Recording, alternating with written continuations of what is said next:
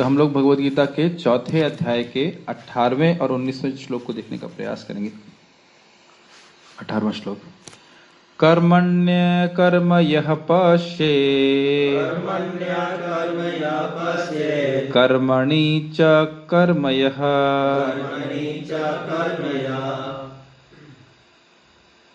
अकर्मणि च कर्म यः। मैं समझता हूँ पश्चेत में जो हलंत लगा है इसकी वजह से जब संधि हो रही है तो आ उसमें मिक्स हो जा रहा है, तो ऐसा होना चाहिए। कर्मण्य कर्म यः पश्येत् अकर्मणि च कर्म यः सबुद्धिमान् मनुष्येषु स युक्तः कृतस्न कर्म कृत्। कर्मण्य अकर्म यह पश्चेत, जो कर्मों में अकर्म को देखता है, यह मतलब जो। अकर्मणि च कर्म यह, जो अकर्म में कर्म को देखता है। सबुद्धिमान मनुष्येषु, सारे मनुष्यों में ऐसा व्यक्ति बुद्धिमान कहलाता है। सयुक्तः अर्थात वह युक्त रहता है, भगवान से अपनी स्थिति को समझता है। कृतस्न कर्म कृत, सारे कर्मों को करते हुए भी वह युक्त रहता है। तो स्पष्ट है, स्पष्ट तो नहीं हुआ, क्षमा कीजिएगा, अभी तो स्पष्ट करने का प्रयास करेंगे। जो मनुष्य कर्म में अकर्म और अकर्म में कर्म देखता है वह सभी मनुष्यों में बुद्धिमान है और सब प्रकार के कर्मों में प्रवृत्त रहकर भी दिव्य स्थिति में रहता है। युक्त शब्द आया है, युक्त। प्राय जगत में बुद्धिमान किसको कहते हैं? जो क्लास में टॉप करता है, फर्स्ट आता है, या इंजीनियरिंग में फर्स्ट आता है। लेकिन भगवान के अनुसार बुद्धिमान कौन है? जो कर्म में अकर्म को और अकर्म में कर्म को देखता है। अब इसका हम जब टीका पढ़ेंगे तो अर्थ आपको समझ में आ जाएगा। गीता भूषण टीका। यह श्लोक कर्म और अकर्म के वास्तविक स्वरूप का वर्णन करता है, जिसको समझना होता है। कर्म मतलब था निष्काम कर्म और अकर्म का अर्थ था आत्मज्ञान, स्पिरिचुअल नॉलेज। अकर्म का अर्थ है और कर्म का मतलब है selfless action which is not based on sense gratification। इंद्रिय तृप्ति की इच्छा से रहित कर्म को यहाँ पे कर्म कहा जा रहा है, निष्काम कर्म। जो व्यक्ति निष्काम कर्मों के संपादन में अकर्म अर्थात आत्मज्ञान को देखता है, क्योंकि निष्काम कर्मों का संपादन अकर्म तक पहुंचने के लिए किया जाता है, और जो आत्मज्ञान में कर्म को देखता है ऐसा व्यक्ति ही बुद्धिमान है। अर्थ क्या है? अर्थ थोड़ा समझने का प्रयास कीजिए। जब व्यक्ति निष्काम कर्म करता है, निष्काम भावना से कर्म करता है, तो उससे आत्मज्ञान उत्पन्न होता है, हृदय का शुद्धिकरण होता है। तो ये जो निष्काम कर्म है इसका उद्देश्य स्वर्ग, पुत्र इत्यादि प्राप्ति नहीं है, अपितु हृदय की शुद्धि है। तो इसमें हम दो शब्दों का उपयोग करेंगे टीका में, कार्य और कारण। इसके अर्थ को समझ लीजिएगा। कार्य का मतलब होता है रिजल्ट या फल, और कारण का मतलब होता है कॉज। तो कारण क्या है? निष्काम कर्म, और फल है आत्मज्ञान। तो जो व्यक्ति ये देख रहा है कि इस निष्काम कर्म के द्वारा यानी कारण के द्वारा कार्य की प्राप्ति होगी, यानी ज्ञान की प्राप्ति होगी, तो यह भी ज्ञान से अभिन्न है, तो व्यक्ति सही तरह से देख पाता है। जैसे हम लोग भक्ति के बहुत सारे कार्य करते हैं तो इससे हम जानते हैं कि इससे हमारा हृदय शुद्ध होगा। वैसे भक्ति में कार्य कारण का संबंध नहीं होता है, लेकिन साधना भक्ति हम करते हैं तो विभिन्न प्रकार की क्रियाएं करते हैं। जैसे हम भगवान के मंदिर का मार्जन करते हैं तो देखने में क्या क्रिया लग रही है? झाड़ू मार रहा है व्यक्ति, पोछा लगा रहा है, लेकिन इससे उसका हृदय साफ हो रहा है। या जैसे आप ड्यूटी में भगवान के बर्तन मांज रहे हैं तो व्यक्ति सोचेगा ये जवानी दे रहा है बर्तन मांजने के लिए, वो भी फ्री में। आप अब से भगवान के लिए खाना बनाते हैं तो रसोईया बनना था तो किसी होटल में रसोईया बन जाता है, यहाँ रसोईया बनने का क्या फायदा है? तो हम समझ सकते हैं इस बात को। या हम लोग जैसे आज केचुआ खाद उगा रहे थे मतलब केचुआ खाद बना रहे थे, तो क्या केचुआ खाद क्यों बना रहे हैं, केचुए में क्यों इंटरेस्टेड है? अरे हम केचुए में इंटरेस्टेड नहीं है, उस खाद को हम तुलसी देवी में यूज करेंगे, उस खाद को हम भगवान के लिए फूल लगाने में, जो पेड़ उगाएंगे उसमें इंटरेस्टेड है। केचुए में कौन इंटरेस्टेड है? वैसे मैं सोच रहा था केचुओं को जो हम जल देंगे तो उसमें महाजल मिला देंगे तो उससे उनका उद्धार हो जाएगा। You can deliver them like that. But the idea is कि वह जो कर्म है वह कृष्ण की प्रसन्नता के लिए। मैं फिर से आप लोग से निवेदन करूंगा, कृपया 11:55 को जरूर पढ़िएगा भगवत गीता के। प्रभुपाद कहते हैं गीता का सार है, बहुत सुंदर उसमें तात्पर्य लिखा है, जरूर पढ़िएगा, अभी नहीं लास्ट के बाद पढ़िएगा, बहुत अच्छा है। कोई कर्म भगवान के लिए करना चाहिए, क्योंकि आप किसी से प्रेम करते हो तो उससे कुछ करना चाहते हो, महत्वपूर्ण बात है। तो आप पहली बात समझ रहे हैं, कर्मों में अकर्म को देखने का अर्थ क्या हुआ? जो निष्काम कर्म है उनके द्वारा ज्ञान की प्राप्ति होती है। निष्काम कर्म कारण है, और उसका जो कार्य है, उसका जो फल है, उसका रिजल्ट है, वो है आत्मज्ञान। सो वो कर्म करने से घबराता नहीं है। देख रहा है कि अगर मैं निष्काम कर्म करूंगा तो इससे मेरा हृदय शुद्ध होगा, मुझे आत्मा ज्ञान की प्राप्ति होगी, आत्मा के आनंद की प्राप्ति होगी। ये बात समझ में आ गई। कर्म में कैसे हम अकर्म देखते हैं, इसका एग्जाम अभी हम लेते हैं कनौज से आए हुए हमारे प्रभु जी के। किस प्रकार से व्यक्ति कर्मों में अकर्म को देखता है? पहले बताइए कर्म का अर्थ क्या है यहाँ पे इस कंटेक्स्ट में, और अकर्म का अर्थ क्या है, और कर्म में हम अकर्म को कैसे देख सकते हैं। यस, 3 प्रश्न है। पहला प्रश्न है कर्म क्या है, तो यहाँ के कंटेक्स्ट में कर्म क्या है? नहीं समझ, निष्काम कर्म जो भगवान के लिए किया जाए, भगवान के लिए किया था, ठीक, सीधी बात। और अकर्म का अर्थ क्या है? जो अच्छा काम हो, मतलब जो कर्म, इसीलिए बुलवा रहा हूं, अकर्म मतलब है आत्मज्ञान। आत्मज्ञान। देखिए इसलिए मुंह में नहीं चढ़ रहा है, क्योंकि बाकी सारे केचुआ का ज्ञान समझ में आता है, खाने के ज्ञान समझ में आता है, आत्मज्ञान के बारे में कोई चर्चा नहीं होती है, तो इसलिए आप लोग बोलेंगे तो समझ में आएगा। तो अकर्म का अर्थ क्या है? आत्मज्ञान। आत्मज्ञान। तो आप आत्मज्ञान को निष्काम कर्म में आप कैसे देखोगे? किसी भी कार्य को अपने लिए नहीं करेंगे, भगवान के लिए करेंगे, तो सही है, सही है। हाँ, फिर उसके ये हो गया निष्काम कर्म। तो निष्काम कर्म में आप आत्मज्ञान को कैसे देख पाएंगे? क्योंकि वो निष्काम होगा, उससे हमारा हृदय शुद्ध होगा। Very good. और उसकी वजह से हम यस, तो आत्मज्ञान की प्राप्ति होगी। तो जो निष्काम कर्म है वह आत्मज्ञान से अलग नहीं है। ठीक, यहां समझ में आया कि कैसे कर्मों में हम अकर्म को देख पाएंगे। Is there any doubt? अब देखिए समझ में नहीं आ रहा है तो मतलब आपको निष्काम कर्म करने की आवश्यकता है, ये बहुत महत्वपूर्ण है। समझ में नहीं आ रहा है, अगर नहीं दिख रहा है तो उसका मतलब भाई, ये बात हमें इतनी बात क्लियर समझ में आ रही ना, मंदिर की सफाई करो, ये निष्काम कर्म नहीं, भक्ति है। मैं खाली एक उपमा दे रहा हूँ कि भगवान के आप मंदिर का मार्जन कर रहे हैं, तो बाह्य दृष्टि से क्या सोचेंगे आप, अरे तो मार्जन कर रहा है, लेकिन क्या उसके हृदय का मार्जन हो रहा है? यस। तो यह अलग नहीं है, ये कर्म जो है भक्ति का है, वो युक्त है। तो यही प्रभुपाद समझा रहे हैं कि सारे कर्म करते हुए भी वह युक्त दिव्य अवस्था में रहता है, वह कर्म फल से नहीं बनता। अब समझ में नहीं आ रहा तो क्या बताया जाए, कर्म कीजिए, फिर थोड़ा केचुआ खाद बनाइए और तो समझ में आएगा थोड़ा थोड़ा। ठीक है, ये देखिए आप लोग को लग रहा है, लेकिन ये बात थ्योरी में समझना तो एक बात है, इसको देख पाना ये कठिन होता है।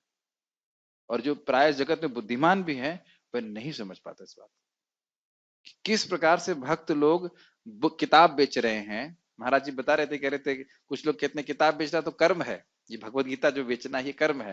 वो ये नहीं समझ पा रहे कि भक्त भले ही भगवत गीता बेच रहा है, लेकिन उसमें बेचने के लिए उसका कोई खुद का उद्देश्य नहीं है, वो भगवान को प्रसन्न करना चाहता है। उसका उद्देश्य यही है कि मैं शुद्ध हो जाऊं और भगवान की सेवा करूं, सॉरी भगवान का प्रेम प्राप्त करूं। समझ में आ रहा है ये बातें? ठीक है।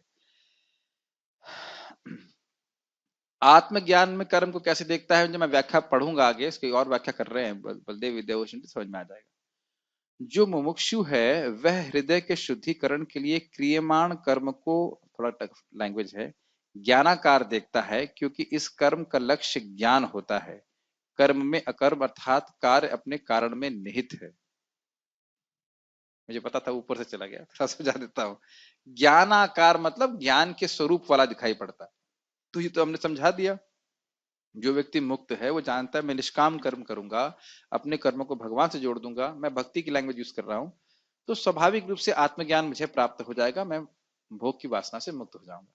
तो कार्य क्या है? आत्मज्ञान। कार्य का मतलब रिजल्ट, और कारण क्या है? निष्काम कर्म। तो कारण में वह कार्य को देखता है, ही सीज द, इंग्लिश में अगर बोलूंगा, he sees the result in the cause.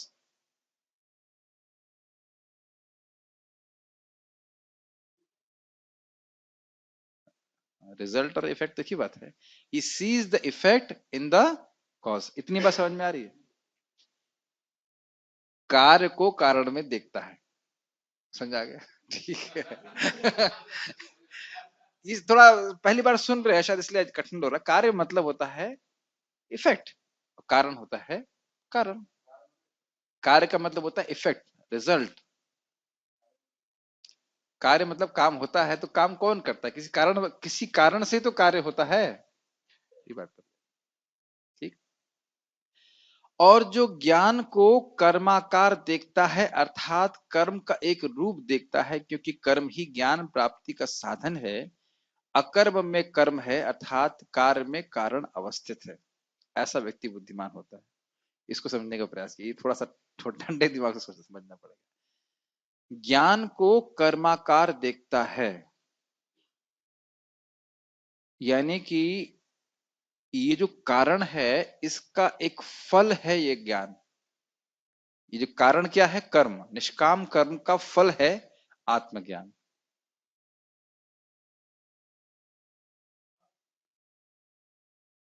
तो कह रहे हैं कि अकर्म में कर्म है, मतलब जैसे उदाहरण के लिए ये टेबल दिख रही है आपको, ये टेबल में मुख्य तत्व क्या है? लकड़ी। और लकड़ी की मुख्य तत्व स्वाभाविक है, लेकिन लकड़ी जो है वह किससे आई है? लकड़ी में मुख्य तत्व क्या है? हाँ, अग्नि? नहीं। क्या प्रभु जी कैसे प्रश्न कर रहे हैं? लकड़ी पे मुख्य अंश है, मुख्य तत्व है पृथ्वी। तो अब ये कहें कि लकड़ी पृथ्वी में है तो सही है? लकड़ी तो बड़ा स्पष्ट है, लकड़ी the wood is on the earth, तो लकड़ी पृथ्वी में है तो स्पष्ट है। अब मैं कहूं कि पृथ्वी लकड़ी में है तो ये भी सही है। समझ गए? यही बात आ रही। लकड़ी में पृथ्वी देख देख पा रहे हैं कि नहीं देख पा रहे हैं? यहाँ पे अभी आप सामने बैठे हैं, कहीं और तो नहीं जा रहा है मन आप लोगों का? पृथ्वी में लकड़ी देख रहे हो कि नहीं देख रहे हो? पृथ्वी है कारण और लकड़ी हो गया कार्य। अब आप लकड़ी में पृथ्वी देख पा रहे हो? नहीं, इजी है ये तो, समझ में आ रहा है। लकड़ी पृथ्वी से बनी है, तो लकड़ी जो है देख पाने का मतलब, यहाँ देख पाने का अर्थ है मतलब समझना। देखने का अर्थ है समझना, समझना। देखो मुझे, मैं पहले से मालूम कर रहा हूँ, बोल रहा हूँ, ये थोड़ा फिलोसफिकल है। तो लकड़ी में पृथ्वी को देख पा रहे हैं ना, कि नहीं देख पा रहे हैं? देख पा रहे हैं। बोलो देख पा रहे हैं, देख पा रहे हैं, तो समझ में आने लग जाएगा। तो उसी प्रकार से व्यक्ति ज्ञान को कर्म में देख पा रहा है, ये बोल रहा ना। हाँ, अकर्म में कर्म है, ज्ञान में कर्म को देख पा रहा है। ज्ञान है कार्य, और कार्य में कारण को देख पा रहा है। ये ज्ञान कहां से उत्पन्न हुआ? निष्काम कर्म से। तो उसको वो निष्काम कर्म दिख रहा है, जिसकी वजह से ज्ञान उत्पन्न। ठीक है, कठिनाई हो रही है, कुछ बोलना चाहते हैं, कुछ तो बोल। हाँ, यस, क्वेश्चन, प्रश्न, yes yes yes, why not. यहाँ पे सीधा सीधा प्रभु जी कर्म है और अकर्म है। कर्म का मतलब है निष्काम कर्मयोग, यस, और अकर्म मतलब ज्ञान। ज्ञान, ज्ञान का मतलब प्रकृति, आत्मज्ञान। हाँ, हाँ प्रकृति पुरुष का, कि क्या आत्मा है क्या अनात्मा है। हाँ, तो पहला तो क्लियर है कि चलो निष्काम कर्मयोग किए तो मतलब ये कॉज होगा तो इसका इफेक्ट होगा, यस आत्मज्ञान आ जाएगा। यस। अब आत्मज्ञान में मतलब अकर्म में कर्म देखना, ये थोड़ा समझाएंगे? हाँ, यही बात है। देखिए, अकर्म में कर्म स्थित है, अर्थात उसमें बोला गया है कार्य में कारण अवस्थित है। कार्य मतलब इफेक्ट में, वो निष्काम कर्म है। बेसिकली क्या ये समझना कि ये जो आत्मज्ञान है, ये निष्काम कर्म के द्वारा आया है। तो निष्काम कर्म को कार्य, जैसे मैंने एग्जाम्पल दिया था कि हमें दिख क्या रहा है, इसमें टेबल ही दिख रही है, ये तो स्पष्ट है, दिख रहा है टेबल। लेकिन ये जानते हैं कि टेबल के अंदर ये पृथ्वी तत्व रहता है। अच्छा, एक और इंटरेस्टिंग बात है कि जब व्यक्ति को आत्मज्ञान होगा, तो क्या निष्कामता समाप्त हो जाएगी? एक प्रश्न सोचिए कभी इसमें। मगर आप सोचिए, विचार कीजिए, क्या जिसको आत्मज्ञान हो जाएगा उसके हृदय में उससे जो निष्कामता है वो समाप्त हो जाएगी? क्या उत्तर है? पहले इसको समझिए। नहीं, वो तो निष्काम तो रहेगा ही। हाँ, निष्काम रहेगा। तो वो उसमें जो निष्कामता का एलिमेंट है, निष्काम कर्म करने की जो भावना है, वह आत्मज्ञान के समय भी रहेगी। तो ये मतलब अभी तक जैसे तो कि, मेरी अंडरस्टैंडिंग है। हाँ, जैसे देखिए यहाँ ज्ञान की बात करें तो कोई गेय है, मतलब कि कोई पर्सन है। हाँ, तो कोई पर्सन को चलिए आत्मज्ञान है, क्या आत्मा क्या अनात्मा है। यस। तो वो ये ज्ञान में है, तो इसका मतलब मैं उसमें देखूंगा कि वो निष्काम कर्म क्या देखिए, दिख रहा है गुरु जी? वो निष्कामता का एलिमेंट, क्योंकि निष्काम कर्म जो है वह कार्य है, सॉरी कारण है, तो कार्य में कारण निहित रहता, इतना समझ लेना चाहिए। इसको जब आप में आत्मज्ञान होगा तभी हम समझ पाएंगे बाकी इसका मतलब क्या है। लेकिन जो यहाँ पे जो लैंग्वेज यूज करी गई उसका अर्थ यही है कि जिस कारण में कार्य दिखाई पड़ रहा है। अच्छा, एक इंटरेस्टिंग बात यह है कि अगर आप केवल निष्काम कर्म को देख रहे हैं तो उस समय तो आत्मज्ञान नहीं है, लेकिन क्योंकि आत्मज्ञान फ्यूचर में होगा इसलिए आप आत्मज्ञान को देख रहे हो। मैं फिर से रिपीट करूं, हम जब निष्काम कर्म कर रहे हैं तो हमें फ्यूचर का जो आत्मज्ञान है वो इसमें दिख रहा है, ठीक है। और जो व्यक्ति आत्मज्ञान को प्राप्त कर चुका है उसको उसमें निष्काम कर्म दिख रहा है पास्ट में। रेफरेंस फ्रेम से आप देखिए कि निष्काम कर्म किया गया है, इस कारण से ये ज्ञान प्रकट हुआ है। इसी प्रभु जी अकर्म की स्थिति मतलब ज्ञान में है, वो कुछ कर नहीं रहा है, मतलब क्या है एग्जैक्ट इसका मतलब? देखिए इसको अकर्म अभी अगले वाले श्लोकों में आने वाला है। यस्य समारंभ, मतलब देखिए आत्मज्ञान हो गया व्यक्ति को, उसका अर्थ यह नहीं है कि वो कार्य नहीं करेगा, लेकिन वह इंद्रिय तृप्ति के लिए कार्य नहीं करेगा। यही तो बात यहाँ पे बताई जा रही है। आत्मज्ञान का अर्थ यह नहीं है कि वो कोई कार्य नहीं करेगा। और हम जानते हैं ब्रह्मभूत प्रसन्नात्मा न शोचति न कांक्षति समा सर्वभूतेषु मद भक्ति लभते पराम। तो लभते पराम का अर्थ हो गया कि उसके बाद दिव्य कार्य शुरू होते हैं। वास्तविक कार्य, वास्तविक भक्ति तो आत्मा अनुभूति के बाद ही शुरू होती, पराभक्ति ब्रह्मभूत अवस्था के बाद ही शुरू होती। तो आप मानते हैं? तो ये चीज अभी तो हम लोग भक्ति का अभ्यास कर रहे हैं। अगर आपको पता हो ये बात तो आप जानते हो, भागवत में भी लिखा है स्थितम सत्वे प्रसिद्धति। अब उसको भक्ति करने के, भक्ति के संपर्क से बहुत सुख प्राप्त होता है। तो असली भक्ति तो तब शुरू होगी जब हमारा हृदय पूरी तरह से शुद्ध हो जाएगा। तो जो आत्मज्ञानी है ऐसा तो नहीं वो खाली बैठा रहेगा, अब वह समझेगा कि मतलब वो एग्जैक्ट कहना चाहिए कि भक्ति के मुख्य कार्य जो कह सकते हैं कंप्लीटली सेल्फलेस होते हैं उसमें एंगेज होगा। तो ये नहीं कि सोचना चाहिए जो आत्मज्ञानी पुरुष है वो कुछ करेगा नहीं। दैट इज मतलब ये नहीं मैं जैसे क्लियर कर रहा हूँ। जैसे कि जनक आदि, यहाँ जनक आदि जो राजा थे, हम भगवान गीता में भी बता चुके हैं, वे आत्मज्ञानी थे, सेल्फ रियलाइज्ड थे, फिर भी वह कार्य करते थे। आपने पढ़ा था ना गीता में।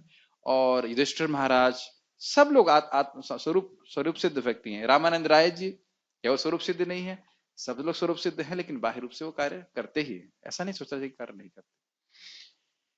एक और प्रश्न यहाँ पे जो अकर्म और कर्म, ये जो टर्म है, ये एक्टिविटी है या कॉन्शियसनेस है? देखिए निष्काम कर्म तो निश्चित रूप से एक्टिविटी भी है और कॉन्शियसनेस भी है। ये निष्काम कर्म जैसे भी हमने बोल दिया तो हम ये नहीं कह सकते कि कुछ हो नहीं रहा है। डेफिनेटली कुछ हो रहा है, बट निष्काम means without desire for sense gratification, इंद्रिय तृप्ति की रहित, इच्छा से रहित। और ये अकर्म, ये रियलाइजेशंस, जैसे कि आप देखिए मतलब ये कॉन्शियसनेस है, कॉन्शियसनेस है या अवेयरनेस है। अवेयरनेस भी होना कि मैं शरीर से भिन्न हूं, ये भी है डेफिनेटली, ठीक है। मतलब कॉन्शियसनेस में एक्टिविटी में देखिए प्रभुपाद जी इसको बड़ा स्पष्ट बोलते हैं, whenever you talk about cultivation, it means activity. Nectar of devotion आप पढ़ेंगे, इंट्रोडक्शन में पढ़े हैं। Only consciousness will not help. ये ज्ञानियों का सिस्टम होता है, खाली सोचते हैं बस मैं आत्मज्ञान हो गया और मैं कुछ करने की जरूरत नहीं। लेकिन हम जानते हैं कि जो व्यक्ति ज्ञानी है वास्तविक रूप से वो भगवान का भजन करता है। कोई प्रमाण बताएंगे भगवत गीता का? बहुनाम जन्मनाम अंते ज्ञानवान माम प्रपद्यते वासुदेव सर्वमिति महात्मा। भगवान का अनन्य भाव से भजन करता है जो व्यक्ति ज्ञानी होता है। तो यही इस श्लोक में भी हम देख रहे हैं, संयुक्त कृतस्न कर्म कृत, सारे कर्म करते हुए भी व्यक्ति दिव्य स्थिति में रहता है। ठीक है, तो देखिए कुछ चीजें आप आज सुन रहे हैं, उसको थोड़ा विचार करेंगे तो फिर समझ में आ जाता है। ये चीज ऐसा नहीं कि ये कोई भी विषय में आप थोड़ा मनन करेंगे तो समझ में आएगा इसका अर्थ क्या होता है। दूसरे शब्दों में वह जानता है कि कर्म और ज्ञान एक ही हैं, क्योंकि उनका लक्ष्य एक ही है, और इस कारण से वह आत्म तत्व का अनुसंधान अपने कर्मों के द्वारा करता है। तो ऐसा व्यक्ति बुद्धिमान है। ये भी एक इंटरेस्टिंग पॉइंट है, इसको आगे अभी पढ़ने वाले हैं। बाद में यह कहा जाएगा सांख्य योग व पृथक बाला, केवल अज्ञानी ही कर्म योग को ज्ञान से अलग मानते हैं। देखिए सांख्य योगो पृथक बालः प्रवदन्ति न विपश्चितः, कि जो लोग बुद्धिमान हैं वो ये नहीं कहते हैं कि जो सांख्य है अर्थात ज्ञान अर्थात आत्मा और अनात्मा का भेद करने का जो योग है वह कर्म योग से अलग है। तो भगवान उसमें भी बोलते हैं कि जो कर्म योग है उससे श्रेष्ठ होता है, ज्ञान से श्रेष्ठ है। क्यों श्रेष्ठ है? अधिकार की दृष्टि से। तो आत्मा अनात्मा का भेद करके चलना ये कठिन है प्राय लोगों के लिए, लेकिन अपने कर्मों को भगवान को समर्पित करना ये बहुत आसान है। Isn't it? यहाँ पे भी हम दिन भर में भगवान के लिए बहुत सारे कार्य करते हैं, तो इसके द्वारा स्वतः व्यक्ति आत्मा की अनुभूति की ओर प्रगति कर लेता है। इसलिए क्योंकि ज्ञान योग और कर्म योग दोनों का लक्ष्य आत्मानुभूति है, इसलिए उनमें कोई भेद नहीं होता है। तो बेसिकली जो उसका एसेंस है वो ये है कि कर्म योग और ज्ञान योग में कोई भेद नहीं है, क्योंकि उनका लक्ष्य एक ही है। ये बात बोली जा रही है। ये बात श्रील बलदेव विद्याभूषण भंडारी, इतना तो समझ में आता। ऐसा व्यक्ति मुक्ति के योग्य है, युक्त। रूपा जी ने इसे कैसे अनुवाद किया था कि वह दिव्य स्थिति में रहता है। इसने सारे कर्म कर लिए हैं, कृतस्न कर्म कृत, क्योंकि सारे कर्मों के फल का पर्यवसान आत्मज्ञान के आनंद में अंतर्भूत होता है।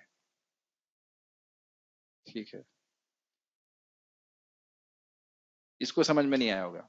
हम जो कोई कर्म कर रहे हैं उसका उद्देश्य क्या है, कोई बता सकते हैं? बताइए। भक्ति कॉन्टेस्ट में तो हम भगवान जो भी कार्य कर रहे हैं वो भगवान की प्रसन्नता के लिए कर रहे हैं, भगवान को आनंद देने के लिए कर रहे हैं। वैसे सीधे बोला जाए तो हम कर्म क्यों करते हैं? आनंद के लिए, सुख के लिए। अब हम जो भोग के लिए कर्म करते हैं उसमें क्या दिक्कत होती है?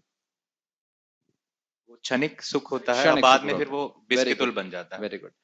अब यहाँ बोल रहे हैं कि उसने सारे कर्म कर लिए। क्यों? क्योंकि जो कर्मों का फल है वो है आत्मा का आनंद, वह उसको प्राप्त हो गया है निष्काम कर्म करने के बाद। इतनी बात समझ में आ रही है? ये बात बोले, तात्पर्य पढ़िए। पर्यवसान मतलब होता है कल्मिनेशन। जैसे बहुत सारी नदियां अंततोगत्वा समुद्र मिलती हैं, तो कहा जाएगा कि नदियों का पर्यवसान, कल्मिनेशन जो है समुद्र है, अंतिम स्थिति। आप माइक पढ़िए तात्पर्य। कृष्ण भावना अमृत में कार्य करने वाला व्यक्ति स्वभावतः कर्म बंधन से मुक्त होता है। स्वभावतः कर्म बंधन से मुक्त होता है, क्या मतलब है इसका? क्योंकि उसके सारे कार्य भगवान के लिए होते हैं। उसको अलग से कर्म से मुक्त होने के लिए प्रयास करने की आवश्यकता नहीं होती। उसके सारे कर्म कृष्ण के लिए होते हैं, अतः कर्म के फल से उसे कोई लाभ या हानि नहीं होती। फलस्वरूप वह मानव समाज ये में। लाइन थोड़ा समझाइए, मिलिट्री का एग्जाम्पल देखिए, किसी को पता है मिलिट्री वाला एग्जाम्पल? हाँ। जैसे एक मिलिट्री जो है वो किसी का खून कर सकता है, जैसे पाकिस्तान का को मार सकता है, तो वो कृत्य जो है वो हत्या करने का, लेकिन फिर भी वो दुश्मन को मार रहा है और देश के ऑर्डर पे मार रहा है, भारत सरकार के ऑर्डर पे मार रहा है, तो उसको जो है कोई कर्म नहीं लगेगा, उल्टा उसको अवार्ड मिलेगा कि आपने जितना उसने सैनिकों को मारा। अच्छा, हमारे पांडे जी कहाँ से हैं? जौनपुर से। हाँ, जौनपुर से आए हुए पांडे जी, बताइए इसी एग्जाम्पल को आप कैशियर के संबंध में समझाइए। कैशियर समझते हैं जो बैंक में नोट गिनता है? बस ये अच्छा उत्तर है, मुझे नहीं पता। ओके, ये बताइए। अभी हमने भक्ति वृक्ष में पढ़ाया था ना? यस। जैसे कैशियर बहुत सारे पैसे गिनता है, उसके सामने सारे करोड़ों रुपए पड़े, लेकिन उसके होते नहीं है, वो लेके जाने सकता है। उसके होते नहीं है और वो सोचता भी नहीं कि उसके हैं, दोनों बातें हैं। उसको मालूम है, उसको मालूम है कि मुझे क्योंकि जब डाकू आता है तो वो सोचता नहीं है कि ये मेरे नहीं है, तुरंत। यस, तो फिर क्या होता है पूरा बताओ, कैशियर क्या करता है? वो नोट गिनता है और सामने उसके होते हैं और शाम को जमा हो जाते हैं। और हाँ, उसको मतलब कोई रिस्पॉन्सिबिलिटी नहीं है कि पैसे गायब होने की है। ये सब बोलने दीजिए, ये बहुत महत्वपूर्ण है। ये हमारा कोई लाभ नहीं है, हानि नहीं, तो हम जैसे- छोड़ो मरने दो, ऐसा नहीं है। यस। जैसे बैंक का कैशियर है, उसके पास सुबह से शाम तक में करोड़ों रुपए आते हैं, हाँ, और वो एक एक पैसे को बहुत सावधानी से गिन के रखता है। Very good. कारण क्या है कि अगर एक भी पैसे होंगे तो वो उसको रिस्पॉन्सिबिलिटी देने की, उसके अपने जेब से देने होंगे। तो कर्म तो बहुत ही सावधानी से पूर्वक करता है, लेकिन उसके दिमाग में ये भी रहता है कि ये सारे पैसे बैंक को है, शाम में मुझे जमा करके जाना है। तो वो एक तरह से काम करते हुए निर्लिप्त भी रहता है। Very good, this is how it has to be explained. कर्म करते हुए भी निर्लिप्त रहता है, तो ये बहुत महत्वपूर्ण है। कभी कभी हम लोग बोलने लगते हैं, अरे हम अपने फार्म जा रहे हैं, फार्म से हम अपने फार्म से लेकर, तुम्हारा फार्म नहीं है, वो भगवान का फार्म है, प्रभुपाद जी का फार्म है। बोलना नहीं चाहिए कि मेरा फार्म है, एक फिर उसी प्रकार से भावना हो जाती है, लेकिन ये मेरा सेवा है। ठीक है, 2 रुपए भी नहीं लगाए फार्म के लिए, बोलने चलो मेरे फार्म, मेरा फार्म, मेरे फार्म से लेके आए, ऐसे कर। ठीक है, आगे पढ़ी। फलस्वरूप है, फलस्वरूप वह मानव समाज में बुद्धिमान होता है, यद्यपि वह कृष्ण के लिए सभी तरह के कर्मों में लगा रहता है। अकर्म का अर्थ है क्यों कर्म। बुद्धिमान है? देखिए, क्योंकि अल्टीमेटली जगत दुख का घर है और ये कर्म के कारण हम इसमें फंसे हुए हैं, चाहे हम परिवार के लिए कर रहे हो चाहे किसी के लिए कर रहे हैं। कोई भी बहाना नहीं चलेगा अगले जन्म को टालने के लिए। अरे साहब, हम तो अपनी पत्नी के लिए कर रहे थे, अरे साहब हम तो अपने घर को बचाने के लिए कर रहे थे, अरे साहब लड़का बीमार था, ये था, ठीक है कोई बात नहीं, आपका बिल बन गया, नेक्स्ट। जैसे होता है ना, चालान बनता है ना, तो अरे साहब हमको पता नहीं था साहब, ये था साहब, हाँ ठीक है, बाद में पहले तो पैसा भरो। तो उसी प्रकार से व्यक्ति को, स्पेशली मानव जीवन में, ये ठानना चाहिए कि दोबारा हम जन्म प्राप्त ना करें। ठीक है, तो ये इसका एक ही तरीका है कि इसका मतलब ये नहीं कि हम दिन भर बैठकर बस एक ही कुछ काम ना करें, बस कृष्ण का स्मरण करें। ये केवल थियोरेटिकल है, वो किसी से होता नहीं है। मैंने तो आज तक बहुत कोई ही देखा होगा जो दिन भर बैठ के बस जप करता हो। एक ही व्यक्ति से मिला हूं मैं जिनको देखा है वाकई करते हुए कि वो 6 घंटे बैठे हैं तो वो सोच जप कर रहे हैं। और कोई भक्त मुझे वैसे मिले नहीं कि बस दिन भर बैठ के बस। एक दो जो लोग थे वो सब झूठे झूठे थे, तो इसलिए वह संभव नहीं है। इसलिए आवश्यक है कि व्यक्ति अपने कर्मों के माध्यम से भगवान को अपना प्रेम समर्पित करे। इट्स वेरी इंपॉर्टेंट, बट ये हमेशा ध्यान रखना है। फिर से रिपीट करूंगा जो भी दशरथी प्रभु ने बोला, फुल रिस्पॉन्सिबिलिटी। कैसे फ्रेम करें इसको, फुल रिस्पॉन्सिबिलिटी बट मतलब पूरा दायित्व, लेकिन कोई ममत्व नहीं इसमें, ये मेरा है मैंने किया, ऐसा नहीं होना चाहिए। ये बहुत इंपॉर्टेंट। लेकिन कृष्ण मेरे हैं उनके लिए कर रहा हूं, ये ममत्व होना चाहिए। पढ़िएगा। अकर्म का अर्थ है कर्म के फल के बिना। निर्विशेषवादी इस भय से सारे कर्म बंद कर देता है कि कर्म फल उसके आत्म साक्षात्कार के मार्ग में बाधक न हो।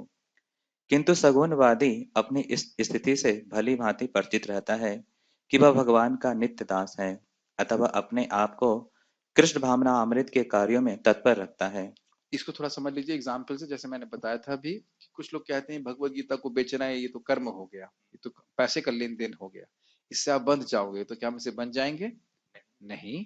भगवान को हम बल्कि भगवान को इससे प्रसन्न करते हैं। फॉर एग्जाम्पल ये और भी जितने भी कार्य, ठीक है। चूंकि सारे कर्म कृष्ण के लिए किए जाते हैं, अतः इस सेवा के करने से उसे दिव्य सुख प्राप्त होता है। जो इस विधि में लगे रहते हैं वे व्यक्तिगत। ये एक इंटरेस्टिंग पॉइंट है जो भी हमारे अनंत कृष्ण प्रभु रेफर कर रहे थे। अकर्म का या आत्मज्ञान का अर्थ, जो एक आप बोले थे ना, कॉन्शियसनेस, दिव्य आनंद, दिव्य सुख है, उसकी अनुभूति कैसे हो रही है? भगवान के लिए कुछ कार्य करने से। आप देखो, ये समझ में शुरुआत में नहीं आता, लेकिन आप भगवान के लिए कोई कार्य, लाइक प्रैक्टिकल सर्विस भी कर रहे हो, उसमें भी एक सुख होता है। अब पता नहीं, मेरे को तो होता है, अब पता नहीं आप लोगों को भी होता ही होगा। देयर इज वो प्राय शुरुआत में समझ में नहीं आता, लेकिन आप भगवान के लिए कुछ कर रहे हैं, वो पैसे के लिए नहीं कीजिए, पर्टिकुलरली पैसे के लिए ना करें।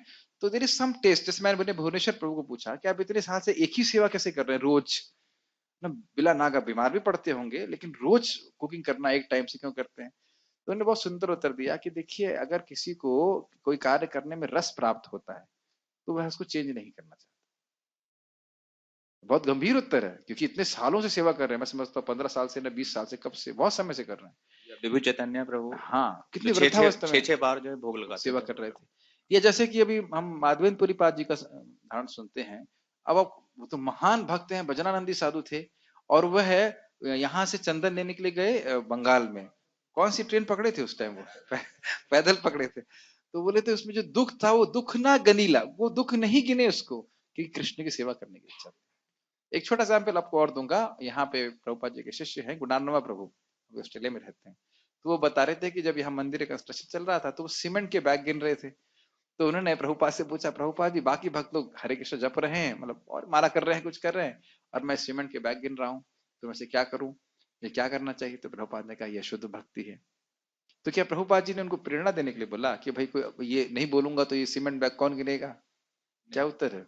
ये शुद्ध भक्ति है, क्योंकि वो मंदिर के निर्माण के लिए वो सारे बैग गिने जा रहे हैं। यस, और प्रभुपाद जी ने गुरु कृपा प्रभु को बोला कि आप ये मंदिर यहाँ बना रहे हो और कृष्ण आपके लिए गोलोक वृंदावन में घर बना रहे हैं, मैं इसको देख सकता हूँ। तो ये हम लोग कभी कभी सोचेंगे कि भाई ये तो सब कर्म है, ये सब तो झंझट है, लेकिन थोड़ा झंझट लेकर के भगवत प्राप्ति हो, भगवान उसको कितना गिनते हैं, ये हमको ये शास्त्र सुन करके हमें समझना चाहिए। इट्स नॉट केवल आपको या मेरे को इंस्पिरेशन देने के लिए हम सुन रहे हैं, बोल रहे हैं। इस विज्ञान को देखने की क्षमता होनी चाहिए कि प्रभुपाद जी बोल रहे थे कि ये जो मंदिर है उसकी हर एक ईंट स्पिरिचुअल है। वो देखने की क्षमता उतनी हो जाएगी, उतनी बढ़ जाएगी, जितने हमारे हृदय आंखों से इंद्रिय तृप्ति की भावना हटेगी, उतना हमें आध्यात्मिक स्वरूप दिखाई पड़ेगा। एक सिंपल सी बात सोचिए, अभी आप, आज मेरे को एक रिफ्लेक्शन आया कि व्रज के, चलो शास्त्री जी को माइक दीजिए, इससे प्रश्न करो। शास्त्री जी, क्या व्रज के पेड़ को काटना अपराध है या नहीं?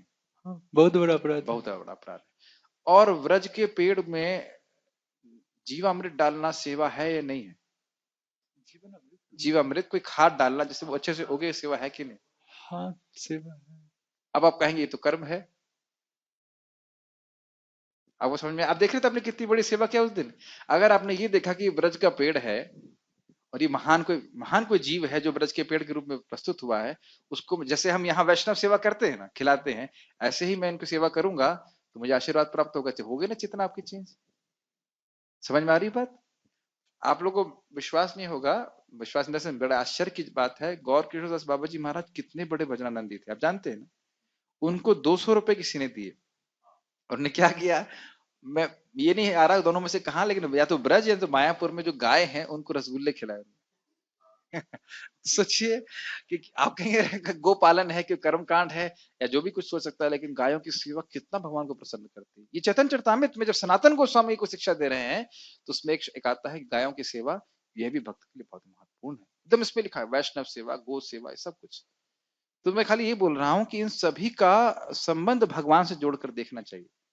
जीव गोस्वामी जी बोलते हैं कि जो वैष्णव को मतलब कार्य करने चाहिए, उसमें तुलसी सेवा, गो सेवा बहुत महत्वपूर्ण है।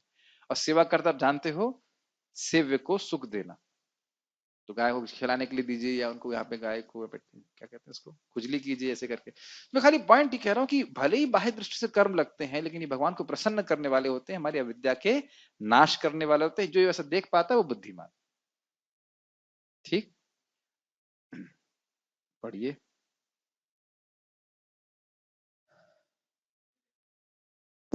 वे व्यक्तिगत इंद्र तृप्ति की इच्छा से रहित होते हैं।